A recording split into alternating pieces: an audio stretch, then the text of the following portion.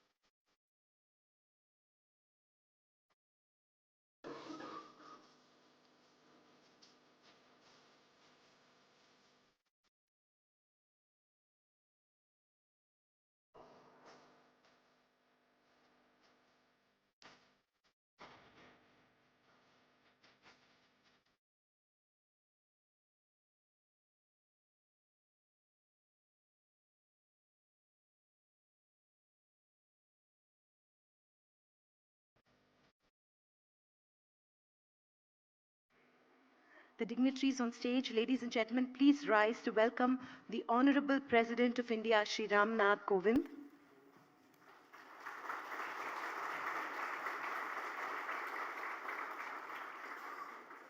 The National Anthem.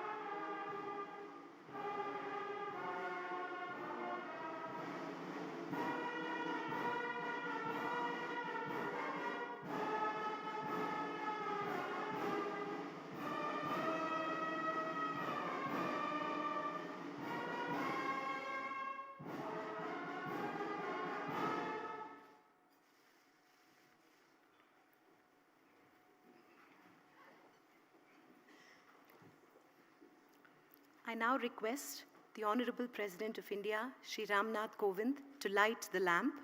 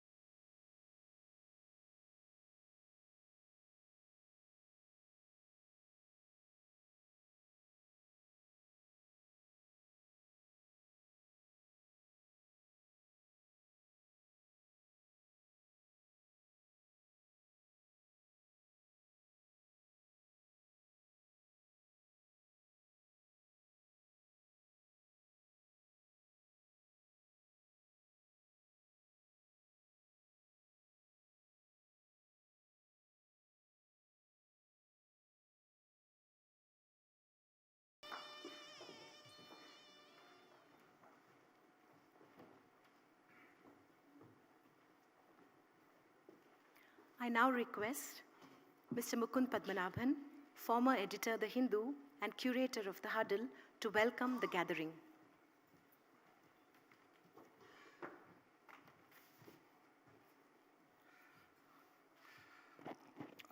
Welcome to Huddle 2020. This, our fourth such conclave, is a very special one for us. We are truly honored that this edition is inaugurated by the country's first citizen, the Honorable President of India, Shri Ram Nath Kovind.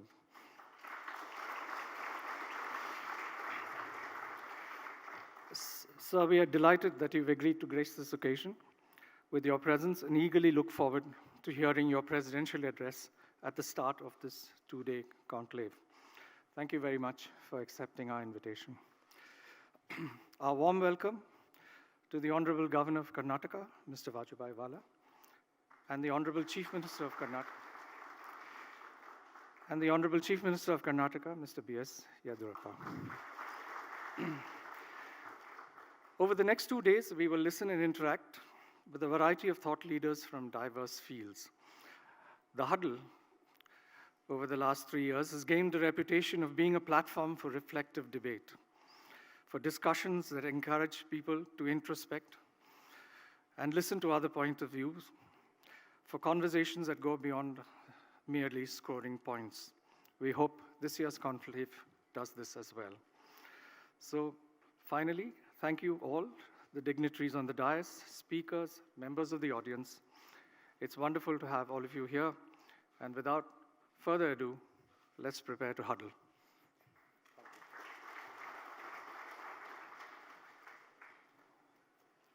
I now request Mr. N. Ram, Chairman, the Hindu Group Publications Private Limited, to felicitate the Honorable President of India, Shri Ram Nath Kovind.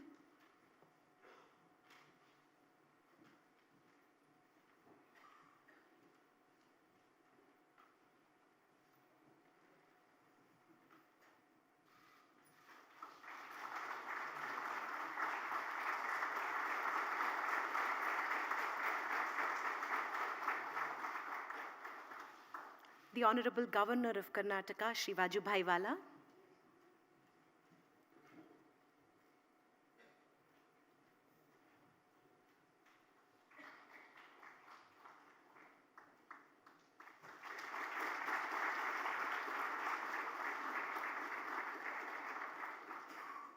And the Honorable Chief Minister of Karnataka, Shri B.S. Yediyurappa.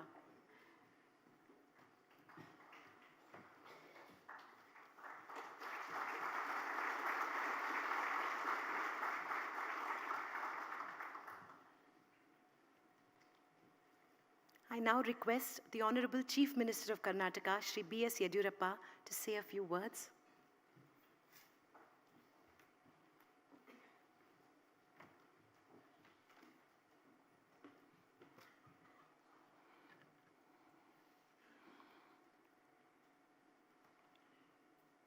Shri Ram Nath Kovind ji, Honorable President of India, Shri Vajubhai Vala ji, Honorable Governor of Karnataka, Shri Mukund Padmanabhan, the Hindu and former editor, Shri N. Ram, Chairman, the Hindu Group Published Private Limited, friends from media, ladies and gentlemen. It is indeed a great pleasure to be part of this special event, the Huddle, Conversation about Change. I congratulate the Hindu Group of Publications for organizing such a meaningful, thoughtful, provoking program. It is also encouraging the note that the Bangalore edition of the Hindu marks the 50th anniversary of this March, and hence this event is very special for all of us. I congratulate the Hindu on crossing the milestone. On this occasion, I would like to state few indicators of growth index of our state. As we all know, Karnataka is one of the foremost states in the country in terms of economy and development. Our transparent policy initiatives are aimed to providing extensive support to new industrial and enterprises. Today, we have more than 20 policies for diverse sectors. Karnataka, especially Bangalore, apart from being IT capital of the country, is also known as knowledge hub and startup capital. Niti Aayog has ranked as #1 in promoting innovation, and our government has set up Innovation Authority of Karnataka, adding one more feather to the cap. Our focus is also on providing good governance, bring in transparency, and improving the services we provide with the help of technology. I hope this event would throw light upon various issues that needs to be addressed, and we would take home some new thoughts and ideas. It is indeed a matter of pride and privilege to have Honorable President of India, Shri Ram Nath Kovind ji, who has served the nation in various capacities with us today. Without taking much time, I conclude my speech as we are all eager to hear from Honorable President. I wish this conclave a great success, and I thank the organizers for giving me the opportunity to address this August gathering. Thank you. Dhanyavad. Namaskar.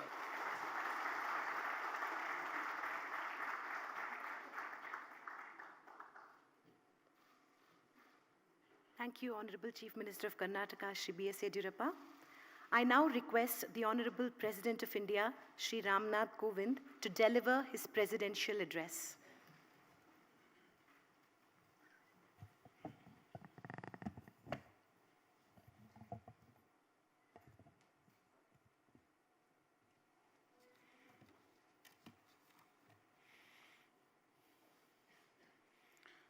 Governor of Karnataka, Sri Vajubhai, Chief Minister of Karnataka, Sri B.S.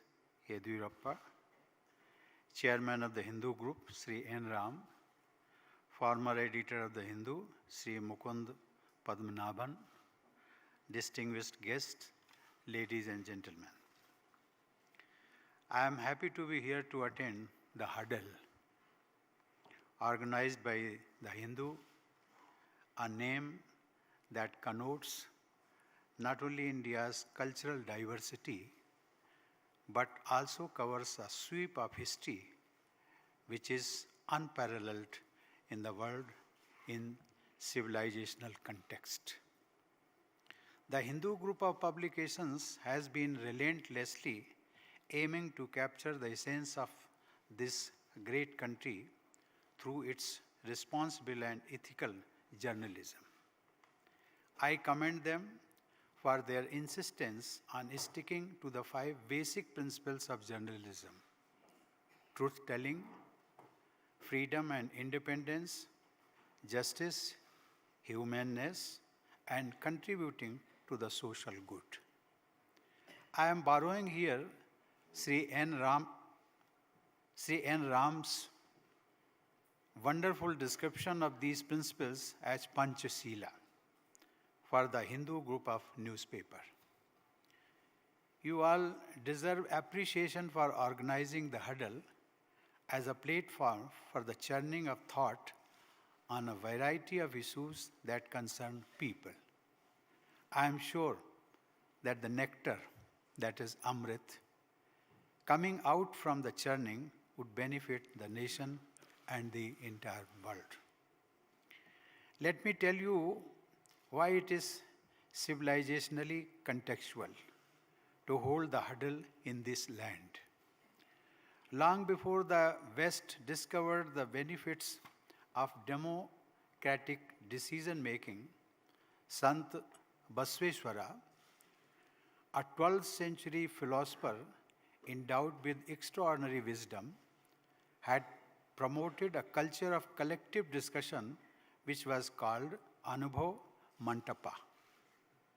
This is remembered as one of the world's first parliaments where people were encouraged to speak their mind irrespective of their social status. This was also a unique experiment of gender equality, as women were also encouraged to take part in discussions and express their views. We, the people of India, are blessed to have sages like Bhagwan Basveshwara among our ancestors. Debate and discussion are internalized in India's social psyche to arrive at truth since time immemorial. They are means to an end. On a lighter side, I am talking about an era that preceded high voltage TV debates. Even in this period of transition, the Hindu continues with its tradition of conducting informed debate through news and views.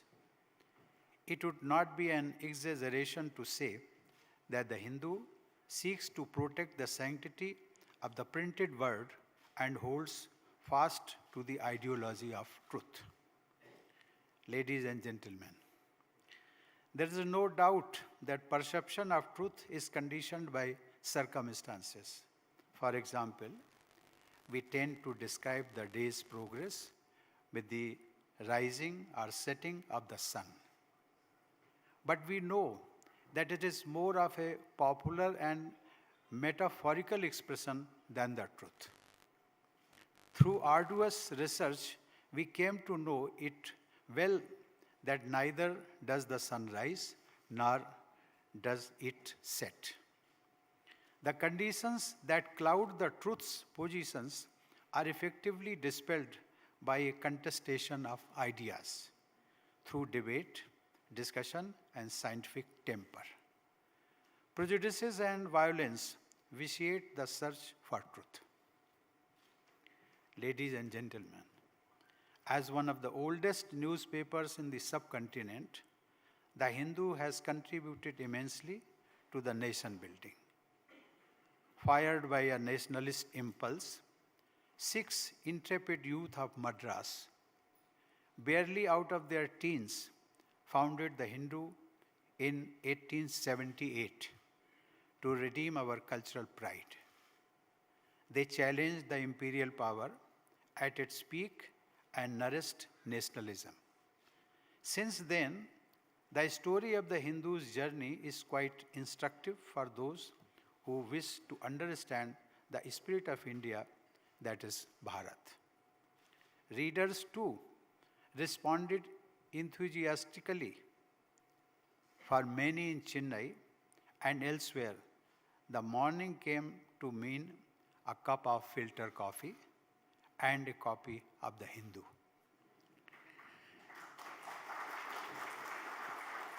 One of this newspaper's avid readers was the father of the nation, Mahatma Gandhi himself. When the Hindu celebrated its golden jubilee in 1928, Gandhiji wrote, and I quote, "I gladly add mine to the many tributes that will be paid to the Hindu on its golden jubilee. I consider the Hindu to be one of the best, if not the best, among the Indian-owned dailies throughout India," unquote. Gandhiji's insistence on truth, that is satyagraha, was based on his unique understanding of truth.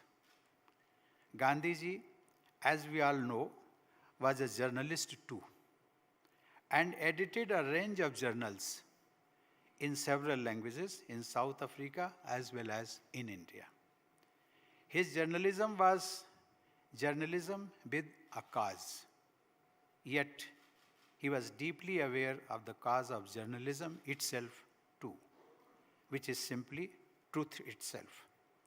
That is why he cautioned against the superficiality, the one-sidedness, the inaccuracy, and often even dishonesty that had crept into journalism. As he evolved from Mohandas to Mahatma, truth with a capital T became his sole cause, sole quest. Ladies and gentlemen, sometimes dogmas and personal prejudices distort the truth. In the 150th year of Gandhi's birth celebrations, let us ponder upon this question. Will it not be proper to pursue truth itself as the ideology? Gandhiji has shown us the path by walking ceaselessly in search of truth, which would ultimately encompass every positive attribute that enriches the universe. Today, however, we seem to be living in what has come to be called the post-truth era. I wonder what Gandhiji would have said about it. Of late, there have been attempts to give various shades to truth and define its stages as if some final truth exists beyond provisional truths. To my mind, such attempts are nothing more than indulgence in semantics. Truth exists in absolute form, which cannot be eclipsed by blinkers of prejudices. It cannot be a case of your truth versus my truth. Truth has to be one. Ladies and gentlemen, I am sure that society has been moving in this direction to discover truth through persistent dialogue, argumentation, and scientific approach. Let me cite one instance of how society has been transforming itself. 2 weeks back, I visited the Kendriya Vidyalaya located in the Rashtrapati Bhavan premises for an interaction with our students. I faced a volley of questions about fundamental duties, and many school children asked if those duties should not be made mandatory for the citizens. I was quite surprised when a girl student of class 11 asked if it would be correct to make it legally binding upon citizens to pay their genuine taxes, exercise their franchise, and follow rules and respect constitutional entities. Such questions asked without any prompt are indicative of the new generation's yearning for arriving at truth through their own experience. Ladies and gentlemen, the world is now being shaped above all by information technology. It is so rapidly evolving that what was outright an unimaginable only a few years ago has not only become a reality but has even lost its novelty. These trends have impacted journalism in all its aspects, from news gathering to delivering news to readers, and finally, making money to sustain the activity. The internet and social media have democratized journalism and revitalized democracy. This process is ongoing, but in its current stage, it has also led to many anxieties. The new media is fast and popular, and people can choose what they want to watch, hear, or read. But only the traditional media has, over years, developed skills to authenticate a news report, and that is a costly operation. I hope that we will arrive at the ideal trade-off soon. In the meanwhile, the traditional media will have to introspect on its role in society and find ways to earn the reader's full truth again. The project of democracy is incomplete without informed citizens, which means without unbiased journalism. Ladies and gentlemen, those at the helm of the Hindu know that their journey began with a huddle. 142 years back for a cause. That thinking must also be behind naming the event as the Huddle. That covers a wide array of topics ranging from politics, economics, the environment, and entertainment to gender and sports. At this conclave, speakers are invited to come together and form a huddle to deliberate and review the strategy for the benefit of society and the country. Implicit in this effort is welfare of the entire cosmos, consistent with the philosophy of Sarve Bhavantu Sukhna. I once again commend the Hindu group of publication for organizing this conference that lays out a roadmap for posterity. I wish my best to all of you. Thank you. Jai Hind.